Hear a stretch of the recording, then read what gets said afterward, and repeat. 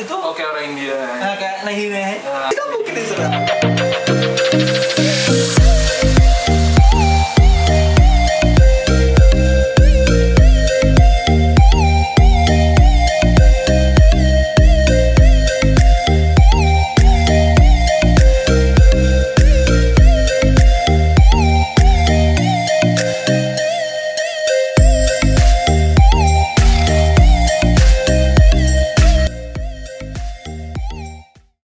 Sorry, di lekuan ekor ini juga tidak ada spike sama sekali. Siap. Oh, kalau di iguana biasanya di lekuan itu ada yang kecil. Ada yang kecil. Kalau di rhino nggak ada. Nggak ada. Terus lagi satu, kalau di iguana biasa kan atau di common iguana itu ada apa sublimatic shield-nya. Itu kayak Subtimpanik ya? Apa ya? Subtimpanik? Sublimatic, subtimpanik. Ya, itulah nanti kita revisi. Itu untuk apa dipergunakan untuk bertarung. Tapi untuk di rhino juga, cuman dia tidak ada apa kayak pelindung atau armornya sendiri. Gitu. Oke, jadi untuk anatomi mereka kurang lebih hampir sama juga sama iguana ya dia. Iya, betul. Mungkin ada beberapa fisik mereka aja yang berbeda. Contoh dari apa yang tempat penyimpanan lemak ini, lalu ada dari culanya mereka, terus ada kuku tambahan di bawah telapak kaki mereka tadi. Nah, mungkin di iguana tidak seperti itu. Dia kaki ya full kaki aja, telapak. Kalau mereka ini memang karena dia termasuk rock iguana nggak? Ya, iguana batu ya? Iguana batu. Nah, jadi dia juga masuk iguana batu karena mungkin karena apa ya? Situasi area hidupnya dia kebanyakan mungkin di batuan, di terestrial, di batuan, tanah keras. Jadi dia muncul apa fungsi kuku tambahan seperti itu untuk mempermudah kelangsungan hidupnya di alam seperti itu teman-teman. Nah, untuk jantan betina, bro. Kalau yang di depan kita tadi bro bilang ini betina. Iya, betina. Ciri khas betina apa? Apakah sama dengan iguana-iguana? Ciri khas betina itu kurang lebih untuk di kelas Cyclura hampir sama. Yang pertama dari ukuran kepala. Untuk di jantan lebih besar dan betina itu agak lebih kecil. Tapi untuk kasus ini karena betina yang lebih tua, soalnya jantan saya suka sama tante-tante, itu jadi size kepala hampir sama. Dan yang kedua, kalau betina ini selain kayak jolnya sendiri agak melorot ke bawah, tolong jangan dibuat seperti negatif. Apa itu? Tapi untuk di jantannya lebih kembung, lebih besar. Ya, lebih besar. Sebentar saya ambil saja. Itu di jantan dia lebih besar. Ini dia dipergunakan untuk bertarung juga. Untuk melindungi kepala mereka dari apa gigitan musuhnya. Oh, berarti kuat banget ya, bro? Iya, kuat banget. Itu otot semua, otot rahang. Enggak, tadi kan bro-nya bilang ini untuk membantu dia ketika bertarung melindungi. Iya. Nah, berarti kalau misalkan ini akan jadi daya tahan dia, maksudnya gimana ya? Pertahanan dia nggak? Contoh, iguana lain mau nyerang dia, yang diserang ini dulu. Dia ngasih ini atau memang gimana?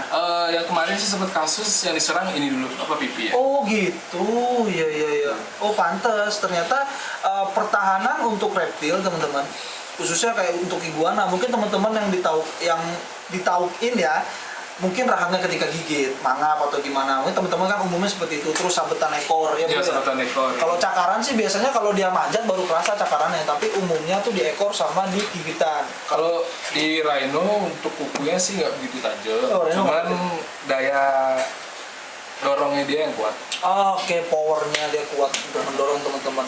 Dan aku juga baru tahu ternyata rhinoceros iguana itu pertahanan lainnya adalah di jolnya sendiri. Iya, di pipi sendiri. Di pipi sendiri. Dan ternyata di alam teman-teman, rhino iguana ini ketika bertarung yang pertama dicari oleh lawannya itu adalah pipinya. Iya, pipinya. Oke, gitu teman-teman. Jadi keren banget rhinoceros iguana teman-teman. Saya juga baru tahu nih informasi seperti ini. Kalau sebentar saya ada masukan dikit untuk dari segi cara bertarungnya rhino itu sangat berbeda sama green. Oke, seperti apa? Kalau untuk green dia bertarungnya mungkin langsung serang kayak kaki atau kaki belakang, kaki depan atau badan. Kalau rhino nggak, dia kepalanya bentukannya. Jadi nggak langsung gigit. Oh berarti kalau rhinoceros ini dengan cara bertarung seperti itu dia hampir mirip kayak banteng sama badak ya bro? Iya lebih mirip ke. Iya. Ke mereka lah. Cuman mereka bertanduk, ini bercula. Itu aja sih bedanya. Cuman kalau badak banteng dia nggak gigit, mungkin ini pakai gigit. Ini pakai gigit. Ini pakai komplit ya. Berarti gigit iya, jeruduk iya. Nah terus kalau rhinoceros iguana sendiri nih bro Surya, kalau kita lihat dari gigi ya. Jenis Cyclura seperti ini, apakah dia sama dengan jenis common iguana struktur giginya? Mereka struktur hampir sama seperti tombak. Oke. Segi wajib lah ya kita bilang kayak gitu ya kalau dia. Dan struktur gigi kecilnya seperti hiu. Di balik gigi gigi kokoh itu ada kayak gerigi kecil-kecil lagi. Oh bukan double gigi tapi satu gigi cuman ada gerigi ya? Iya gerigi. Oh kayak gitu teman-teman. Jadi struktur gigi mereka ini selain ada bentuknya kan kayak wajik tadi tuh, ternyata bukan polos seperti itu aja, dia ada geriginya teman-teman. Kurang lebih kayak hiu berarti? Iya untuk motong sayur, buah, mungkin jari anda lagi apes. Jari anda lagi apes. Iya. Nah terus kalau misalkan nih kita umpamakan deh, misalkan ini tarung nih, misalkan kita ngekip iguana, common iguana, terus kita ngekip rhino, terus ketemu nih, terus kalau gigit, kira-kira kalau kita lihat dari struktur gigi mereka dan rahang mereka itu lebih parah mana gigitannya, dari iguana atau di rhino? Kemarin saya memang kebetulan si Tom ini satu kandang sama Poyo itu green iguana saya, legend. Cuman yang sering kalah si dia. Ya, kenapa? Tak kenapa, mungkin lebih didominasi oleh si Poyo sendiri. Itu bisa dilihat bekas-bekas lukanya itu dari gigitan si Poyo. Oke. Jadi bayangkan itu kulit tebal itu loh, apalagi kulit. Nah, kulit manusia bro. Iya. Nah, padahal kan rhinoceros ini kalau kita lihat ya, kalau pas dia mangap ketika sama ini, kalau misalnya kepala itu kayak gerak itu. Oke, orang India. Nah, kayak nehi. Itu gimana? Itu namanya apa? Ceritanya bukan cerita sih, itu kayak cara mereka berkomunikasi. Yang pertama mereka seperti buat intimidasi jantan lain atau misalkan ada hewan lain seperti itu. Yang kedua untuk mereka di fase kawin. Di fase kawin.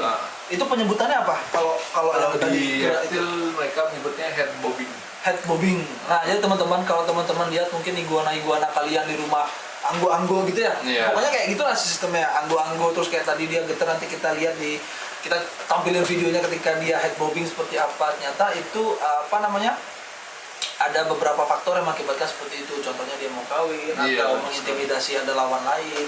Seperti itu teman-teman. Tapi ada perbedaan sih di green. Kalau green kan dia lebih ke headbang gitu.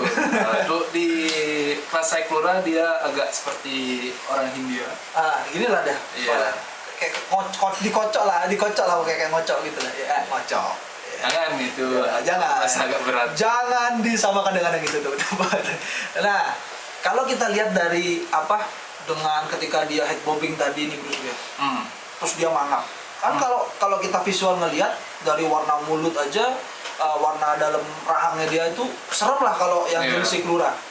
Nah itu nggak bisa, maksudku lebih parah si iguana ya ketimbangin ya. Iguana kalau kita kayak polos gitu aja. Iya benar sekali. Cuman kalau untuk pengalaman sih lebih beringas di common iguana. Iya jauh lebih beringas. Terus untuk kekuatan rahang?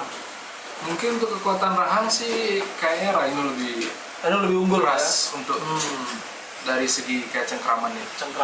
Tapi untuk gigitan common iguana lebih kuat. Kalau untuk rahang rhino iguana yang lebih kuat seperti itu teman-teman. Nah kalau kita lihat dari bentukannya nih bro Surya, yang kita ketahui teman-teman pasti tahu iguana atau common iguana itu mereka kan herbivora. Iya, betul. Mereka makannya sayur atau buah-buahan teman-teman. Nah kalau rhino sendiri kita lihat fisiknya nih, mungkin kalau orang ngelihat visual ini kayaknya makan daging. Nah kita mau lurusin nih ke teman-teman, kalau Cyclura itu dia sebenarnya pakannya apa sih bro? Dia masuk mie atau apa? Saya sempat sharing sama, kebetulan ada breeder besar di Amerika itu. Kalau untuk rhino itu mereka full herbivora seharusnya, teman-teman.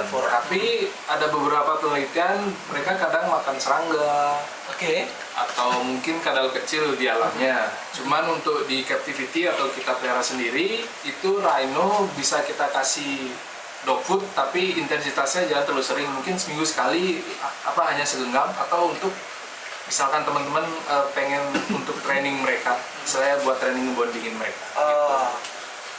Terus kalau misalkan dikasih dog food aja atau cat food bisa? Untuk kalau cat food basah itu disarankan apa tidak? Tidak. Untuk kayak dog food kering, cuman yang harus premium dog food, jangan yang abal-abal. Jangan yang abal-abal. Siapkan kos kalian berarti kalau kalian mau keep rhinoceros iguana. Dari pakannya emang luar biasa sih bro Surya.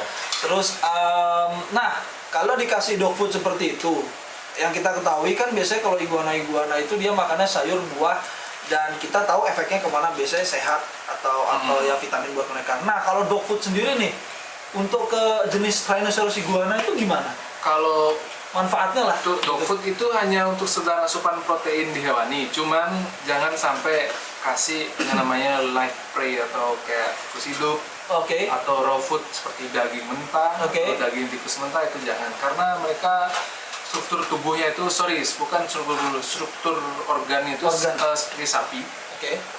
Mereka perlu agak beberapa lama buat mengolah makanan. Tapi kalau untuk dikasih daging disarankan jangan, karena mereka agak lama mengolah, plus kalau di worst case-nya atau memang lagi dalam hal terburuk, mereka bisa mati karena tidak bisa mencerna makanan. Ternyata teman-teman, untuk setiap makhluk hidup khususnya reptil itu tidak semuanya metabolisme ya, atau gimana ya? Metabolisme pencernaan mereka itu sama, pukul rata seperti itu. Misalnya ini daging, yang lainnya daging, sayur, semuanya bisa sayur. Ternyata enggak. Ternyata ada beberapa makhluk hidup khususnya di reptil itu dia hanya bisa mencerna khusus di insektivor aja, sayur aja, buah aja, nggak bisa daging gitu. Jadi banyak sekali contoh-contohnya. Mungkin nanti kita akan bahas reptil-reptil lain yang seperti itu dengan kondisi metabolisme yang berbeda. Dia tidak bisa makan daging tapi misalnya insektivor. Tapi kadang kebanyakan Bro Surya, orang-orang yang keeper baru, kesalahannya adalah ketika dia melihat dari orang lain yang mungkin mereka belum tahu, belum paham benar. Ada beberapa hewan yang seharusnya dia itu insektivor, dikasihnya daging. Ada hewan yang dia harus herbivor, dikasihnya malah insektivor, serangga-serangga. Jadi banyak yang miskomunikasi seperti itu teman-teman. Dan gak jarang juga teman-teman, kasus di lapangan yang paling banyak kita sering lihat itu adalah beberapa hewan sudden death. Iya betul sekali. Karena yang pertama itu kayak kelebihan lemak, yang kedua mungkin gangguan ginjal karena mereka makan makanan yang tidak seharusnya mereka makan. Betul. Tapi mereka kalau disuruhkan makanan apapun pasti mau. Contoh dari makanan tidak lazim buat mereka tuh kayak jajan atau apa, itu mereka pasti mau. Cuman untuk intensitasnya mending jangan terlalu sering. Karena itu menyebabkan mereka gagal pencernaan atau mungkin gagal hati dan ginjal seperti itu. Nah itu teman-teman. Jadi poinnya adalah sama seperti kita keep hewan apapun, anjing, kucing, dan lain-lain teman-teman. Pelajari dulu hewan itu seperti apa, baru kalian keep. Jangan sampai kalian beli dulu, terus baru kalian tanya. Dan kalau bisa ketika kalian mau keep hewan itu, kalian harus ke tangan yang tepat. Contoh, kalau bisa kalian ke peternak langsung. Jadi kan dia pasti tahu step-stepnya seperti apa, betul nggak bro? Step-stepnya seperti apa? Karena kan ketika dia keep sampai bisa nge-breed, itu kan berarti dengan fase hidup yang lama, dia itu berarti dari segi pakan, perawatan tuh bagus dong. Untuk vitamin-vitaminnya kalau sampai jelek, otomatis dia nggak mungkin jadi indukan. Satu, kedua anak-anaknya pasti mungkin bisa gagal, mungkin bisa egg breeding dan lain-lain gitu loh. Kalau perumpamaannya teman-teman. Jadi ketika teman-teman mau keep sesuatu, disarankan satu, kalian ke breeder. Kedua, pelajari terlebih dahulu. Nah itu teman-teman. Jadi pembahasan tentang pakan khususnya rhinoceros iguana yang kita bahas hari ini, yang baik itu seperti apa. Jadi tetap apa yang kita sarankan tadi mungkin teman-teman bisa pakai. Kalau misalnya teman-teman ada kemauan lain ya silakan. Kami memberikan yang terbaik buat teman-teman sebelum keep seperti apa. Nah lalu selanjutnya nih Bro Surya, kalau jenis rhinoceros ini dia sebenarnya hewan yang mudah stres atau jumpy, ataukah mereka ini tipikal hewan yang time will tell? Time will tell maksudnya itu dia jumpy, cuman nanti akan bisa jinak seiring waktu lah. Oke teman-teman, untuk rhinoceros sendiri itu dari karakter baby-nya mungkin agak bisa dibilang nakal. Mungkin gigit iya, jambi iya, nggak mau pegang iya. Cuman mungkin seiring perjalanan waktu, kayak mungkin teman-teman kayak hewan pada umumnya mereka bakal berangsur-angsur mungkin bisa kenal sama kita, mulai jinak dan mulai agak ini. Dia dari kecil nggak pernah gigit, udah kayak anjing sendiri di rumah. Betul. Tapi jangan pernah ngendel kelas kadal itu dengan cara dipaksa, mungkin diambil dari atas atau apa. Tapi adakah lebih baiknya kalau kalian itu ngambilnya mungkin ya pakai sekedar snacknya mereka, biarkan mereka jalan ke tangan sendiri seperti itu. Berarti poinnya yang will tell dong? Iya. Iya kan? Berarti ya selama kita sering handle kita baik, terus apa yang dia mau kita bisa paham, berarti dia akan bisa nyaman dan jinak sendiri. Dan jinak itu berarti poinnya adalah jinak itu tergantung nyamannya si hewan. Bener sekali. Gitu kan, jatuhnya kayak gitu kan. Nah itu teman-teman. Jadi kalau hewan kalian sudah nyaman sama kalian sudah paham karakter mereka, kita sih berani jamin kalau hewan itu bisa anteng sih. Itu sih anteng ya, tidak jinak. Sebenarnya nah ini konotasi jinak itu Bro Surya. Jinak itu sebenarnya kalau kata orang, kita lihat dimanapun ya, hewan ini galak, hewan ini gini, saya maunya jinak. Jinak tuh rasanya yang anteng banget gitu. Nah kalau menurut Bro Surya, kalau hewan itu bisa dibilang jinak 100% apa enggak sih? Kalau untuk bisa dibilang jinak itu yang berani ngasih garansi itu ownernya sendiri. Ownernya, oke.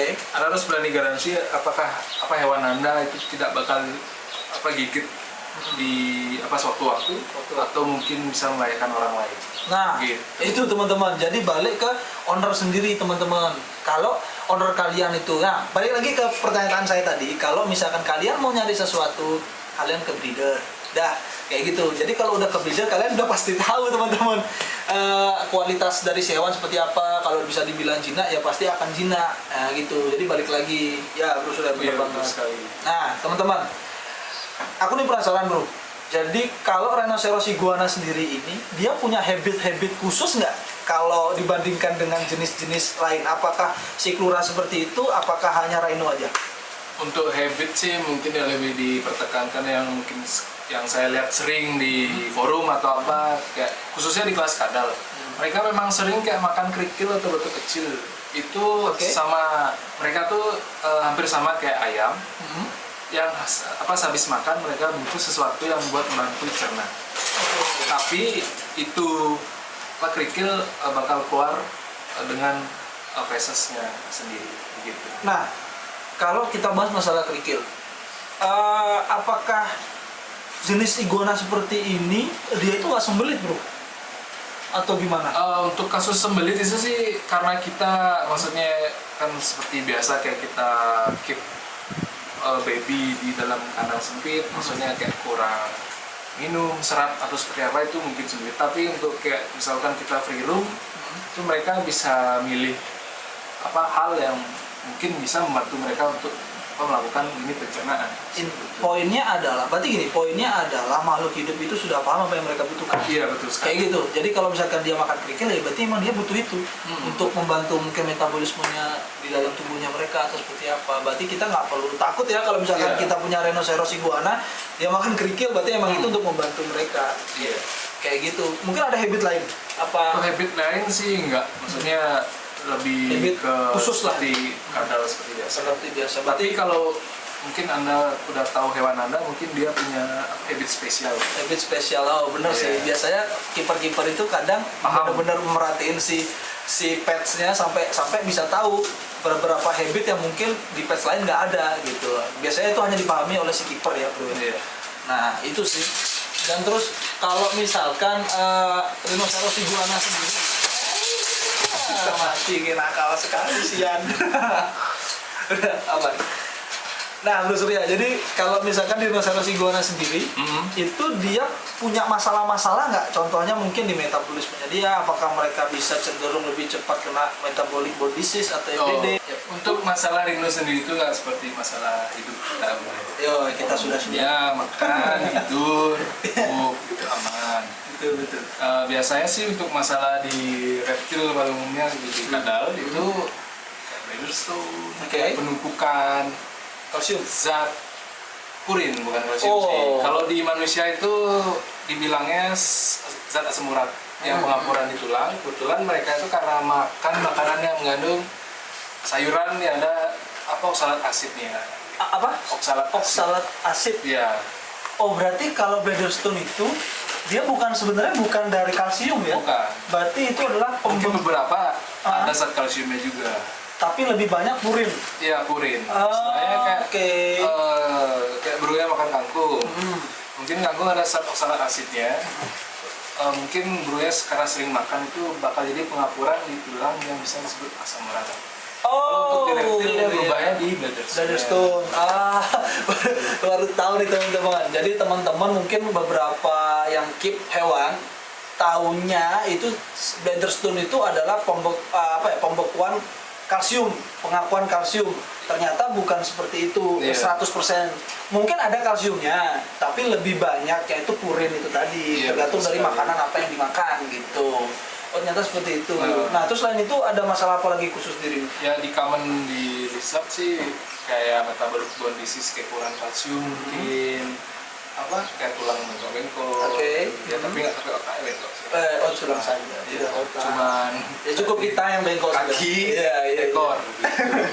Oke, berarti MBD, Bladderstone, terus ada lagi? Mungkin kayak gagal pencernaan, kurang panas atau kurang serat di makanan gitu. Oke, nah untuk panas sendiri nih bro, kalau misalnya kita keep di dalam kandang, lampu yang kita butuhkan, bukan lampu ya, berapa derajatkah panas yang dibutuhkan untuk si rhinoceros sendiri? Mungkin sampai 30 ke atas, 31 ke atas. 31 derajat ke atas ya, itu yang dibutuhkan. Berarti efeknya kalau misalkan itu dari panas yang tidak cukup, larinya ke pencernaan, kayak gitu ya. Karena mereka hewan darah dingin, jadi mereka butuh panas untuk mengolah makanan. Oke. Nah terus ini, kalau kita lihat kan beberapa reptil ketika dia shedding, itu biasanya untuk membantu mempercepat shedding itu si hewan direndam, ada sampai sejam atau gimana. Nah rhinoceros sendiri, kalau misalkan dia shedding, itu dia butuh direndam sampai 1 jam gitu kah? Atau dia cuma cukup dijemur aja? Kalau rendam sih agak kurang setuju. Kebetulan ini rhinonya gede, jadi saya nggak tahu itu seberapa besar. Tapi kalau balik lagi ke alamnya, mereka itu untuk yang cara shedding yang bagus, mereka balik ke makanan sendiri. Tapi untuk masalah makanan itu saya kurang pasti tahu yang saat apa yang mereka butuhkan. Yang pasti mereka harus lembab. Dan mungkin kalau untuk kelas outdoor kita mending disiram-siram aja beberapa. Dan kalau bisa diselingi dengan buah-buahan.